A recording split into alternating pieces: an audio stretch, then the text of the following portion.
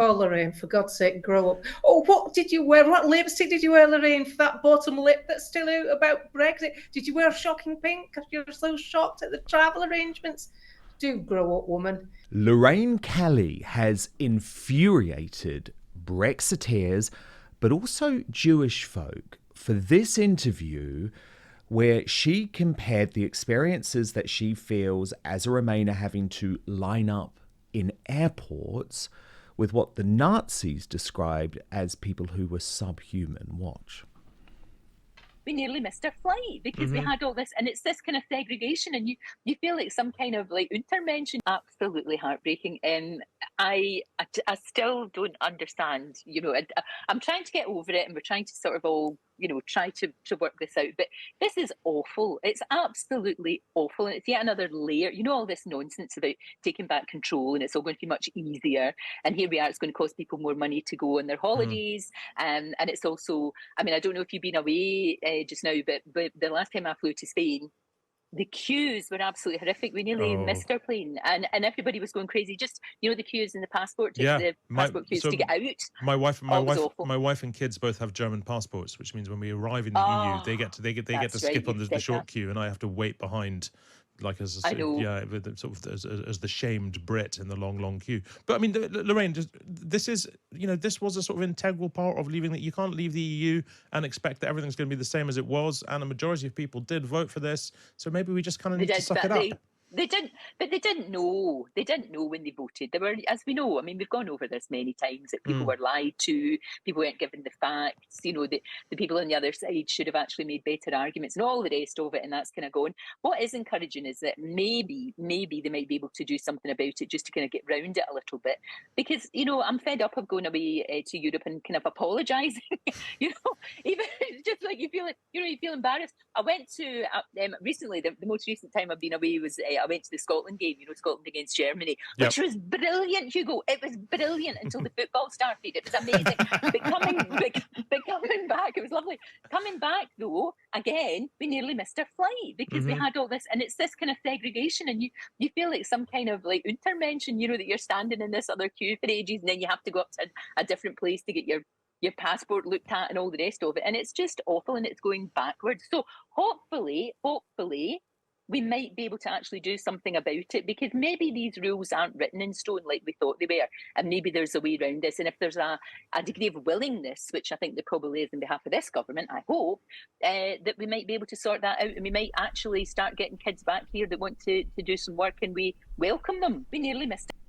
Now, Untermenschen, a German language word used by the Nazis, of course, often to describe Jewish folk, and the KC David Wilson posted on X, a few generations back, my family knew what it was to be treated as an Untermenschen, and they also had to stand in long queues, but not for passports. Yes, you ought to feel embarrassed, Lorraine.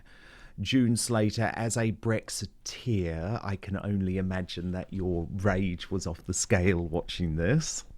Well, I couldn't watch it all. As soon as you started saying they didn't know what they voted for. I mean, it was just a mess. It was a mess. We couldn't travel. Oh, Lorraine, for God's sake, grow up. Oh, what did you wear? What lipstick did you wear, Lorraine, for that bottom lip that's still out about Brexit? Did you wear shocking pink because you're so shocked at the travel arrangements? Do grow up, woman. If you shoot £7 for the special visa, that means you can join the other queue. I'll send it to you myself. Gives you 3 years. 3 years, love. You can travel normally. I mean, this is what is really annoying about these sanctimonious people who think it's some sort of test and we got it wrong. It wasn't a test. It was a choice. And the only reason we're being treated differently is because the European Union decided to do that as a punishment. There's absolutely no need to treat us any differently to being in. We've just left. We haven't even left properly. It's Brino, not Brexit. And Lorraine, it might have got past you, dear. I don't know if you remember, but just after we left the European Union, 6 weeks later, we shut down. We closed the whole damn country down. We couldn't even get our cancer treatments. We couldn't travel. We couldn't go anywhere, and that's affected everything, unfortunately. But maybe you missed that, Lorraine, because you were picking a lipstick somewhere. Oh, do sod off. And the thing is, Leilani, I've actually been to Lorraine's holiday home in Spain. It's very beautiful. I worked with Lorraine for 10 years. But I mean, that's why, isn't it? Let's be honest, people who have second homes in Europe are annoyed. But they are a complete minority of very, very wealthy, very, very rich people. Been annoyed, I'd have just dealt with it. I voted for my country. I didn't vote for myself. I voted for my country, and I expected the politicians to make a better job of it, because I gave up a lot to make that vote. I gave up a pet passport. I gave up a HEEX card. I gave up easy travel. I gave up the fact I could stay as long as I wanted in my second home. I gave that up for my country. And my country's been betrayed by people who didn't instigate Brexit properly. They gave us Brino, Brexit in name only. It should not have been this particular shambles that it is. And even Ben Habib agrees with that.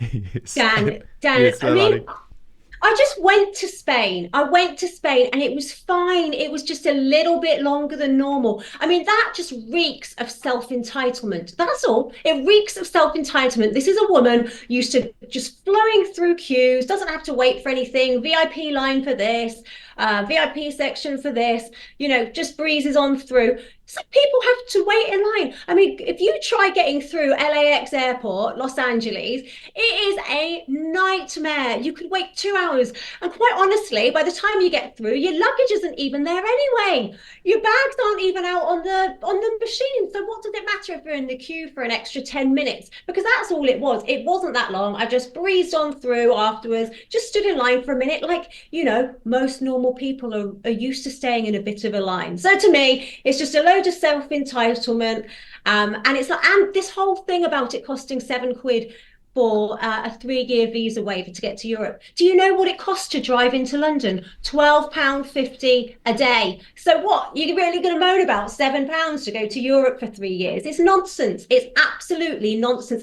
And they're so patronising. Oh, people don't know what they voted for. I mean, it's a little line. Come on.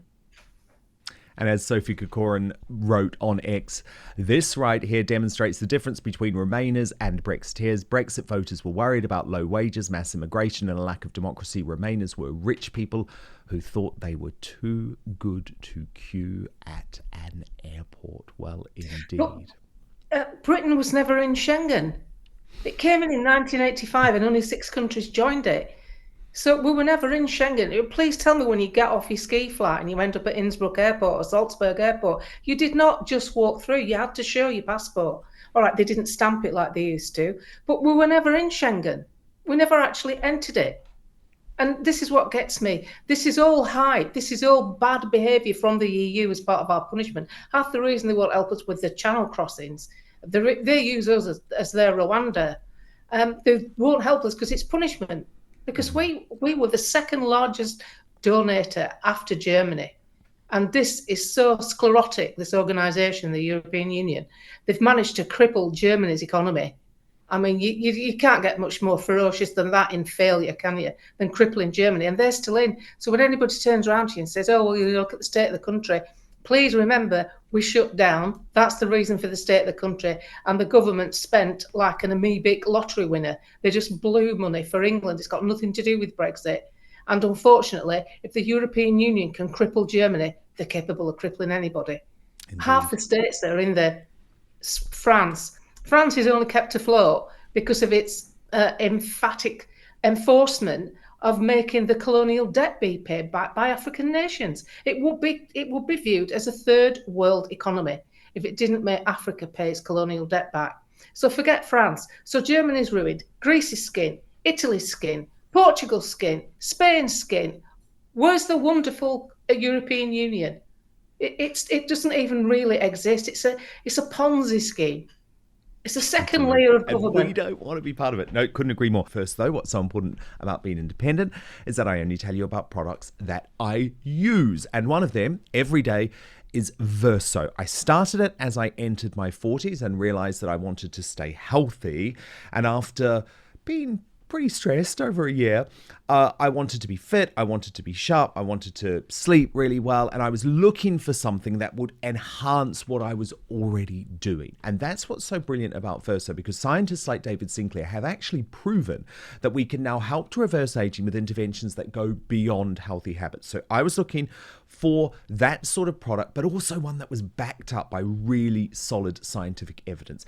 That is certainly the case with Cellbean by Verso. It is scientifically proven to contain ingredients that fight effects of aging because they increase the NAD+ levels, which is the stuff that powers every cell in your body. I've been taking the product for a number of months now, right at the start of my day, and it has been genuinely transformative. Fasting is easier, but the team at Verso tell me that it is due to its blood sugar regulating effects, which lead to fewer cravings. I'm sleeping better, waking up with more energy, and feeling so much happier too. It's taking years off me, and I would love you to experience the same thing. So if you head right now to buy.ver.so/outspoken, you will save 15% on your first order. All you need to do is use the coupon code outspoken. The link is in my YouTube description. Now, speaking of folk who have been cancelled, I have to ask you, as a major animal lover, Leilani, in fact, I think I can hear your dog in the background. Yes, he's barking. But I think that's perfect for this story because, of course, Lily Allen, who I encountered many, many years ago, numerous times, and she's actually probably the worst celebrity that I ever had to deal with in the entertainment industry. So this is not a nice woman, but she's hit back at all of these claims that she gave up her dog. But she did give up her dog. She admitted it. She said that it was because that this dog ate her 3 passports, and she was absolutely furious about it. And these were Lily Allen's exact words. I just couldn't look at her. It was like you've ruined my life. But now, Leilani, of course, she has decided that it's the media's fault. And crazily, she's also even linked this situation to the riots somehow. So this is her post on X. I'm not going to do the whole thing, but I'll read you out some of the highlights. She says, people have been furiously reacting to a deliberately distorted cobbling together of quotes designed to make people angry. And as a result, I've received some really abhorrent messages, including death threats, she says. She goes on to explain that she had taken Mary, the puppy, from a shelter in New York, but she developed severe separation anxiety and she couldn't be left alone for more than 10 minutes, etc., etc., etc. So she was rehomed, and she says she's had rescue dogs consistently through her life. So please stop acting on these clickbait articles. But then I couldn't believe it when she said, it is a distortion, and all you are doing by engaging with these stories is making more money for people who profit from sowing division and tearing us all apart. In the same way that misinformed people acted on distorted propaganda that led to the racially driven xenophobic riots we've recently seen in the UK. It's just all so toxic, and I know we can do better. So this woman, Leilani, the cheek of her, not only is she not prepared to admit that actually, yeah, I did say that and I meant it. She's trying to make us believe that she didn't say what she actually said word for word in her podcast. But then she tries to link it to the riots. I mean, the ego on this woman. But I imagine you were furious anyway about the fact that she gave up the dog simply because she ate Lily Allen's passport, because that's Lily Allen's fault. It's not the dog's fault, right? So look, I've got 2 dogs. I've got this 16-year-old dog who's deaf, who was just barking there, ruining the podcast. You know, what am I going to do? Send him off because he's old and a little senile and wants some dinner, even though he's just been fed. But let me tell you, my dogs, and I blame myself. I put this up as a post, actually, and I had all these people telling me about what their dogs destroyed. But my puppy had destroyed a beautiful, expensive Fendi handbag, the wallet inside, and a brand new pair of trainers. And who did I blame? I blamed myself for leaving them around a young puppy or a young dog. You just don't do it. Why would you leave your passports out somewhere where a dog could potentially get them? On the table, you know, even on a table, you know, a little dog can jump up. You have to be really careful when you own a dog. You have to take the responsibility. So I was disgusted. Honestly, I was absolutely disgusted. But at the same time, I thought, I'm glad this dog is out of her care. Yeah. And then, you know, as I said, I had all these people telling me all these stories of what their dogs had done, because some were quite amusing. But all the people in common had said they would never give up their dogs, no matter, you know, what they'd done. And my boys, they're 16 and a half years old. You know, and June Slater would be the same way. She's got 2 rescue dogs. And you heard one of them making a load of fuss in the background, and you could see her like, oh no, ruining everything. But exactly, you know, animals dogs, aren't meant to behave. Animals aren't meant to behave. I've probably got my cat Dirk meowing somewhere because he's wanting his dinner now, seeing we're running a bit late today. But then, you know what? That excuse that she made, I saw that as well, and I read it, and I started to feel a little bit sorry for her. And then I got to the end where she wrote that, and I thought, I actually replied, I went, you know what? I was starting to think that maybe you might have been being truthful there. And then I got to that end bit and thought you were full of shit. Yeah, so exactly. As soon as you try and link people being outraged about you giving up a dog to people being outraged about 3 little girls being stabbed at a Taylor Swift concert, that's when you've lost the plot. And I actually thought that was sick. She also hit out at the animal charity PETA, because Peter had written to her saying, you laughed when speaking about abandoning Mary and ruined this poor dog's life. She thought she had a loving forever home before you tossed her out, calling her that effing dog who, quote, ruined my life. Shame on you. You don't deserve even the toy dog we sent you. Now, Lily responded saying people laugh when they talk about painful things all the time. But I actually quite like Peter doing this. Lily went on to say, what kind of animal welfare charity tries to shame someone for wanting to improve the welfare of an animal? Your post is dangerous. But I like this too from Lubug, who I thought summed up perfectly how I felt about this. She said, Lily Allen kicked her rescue pet into touch, then lent on unrelated recent disorder to justify her callous decision. Typical lefty. And I think it is true, isn't it? It's the behaviour of the left, Leilani. It is the real difference, actually, between the left and people who are on the right, or are at least described as being on the right. They always look to blame someone else. They don't take personal responsibility for their decisions. No, she's not taken any responsibility there. She's tried to excuse the behaviour, but as Peter said, she laughed on the podcast. I don't know how you would laugh recalling the story, but the problem is I think she expected everyone to laugh along with her and also think it was funny and think it was totally acceptable to call her dog that and to, you know, and it's a fair enough excuse because it ate her passports. But that's not normal thinking. When you get a rescue dog, you bring a rescue dog home in the hope that you can take care of it, and you do everything in your power to keep things out of the way for the dog so that accidents can't happen. The same you would do a child. You would child-proof your home, I hope, if you're a responsible mother. Well, you'd pet-proof everything if you can. And if you don't, you have to say, look, that's my fault. I'll learn so it doesn't happen again. So, you know, it's just a typical, as you said, as she said, typical lefty behaviour, and then obviously trying to relate it to something else, you know, to put a point across. Always. Thank you so much for watching Dan Wootton Outspoken.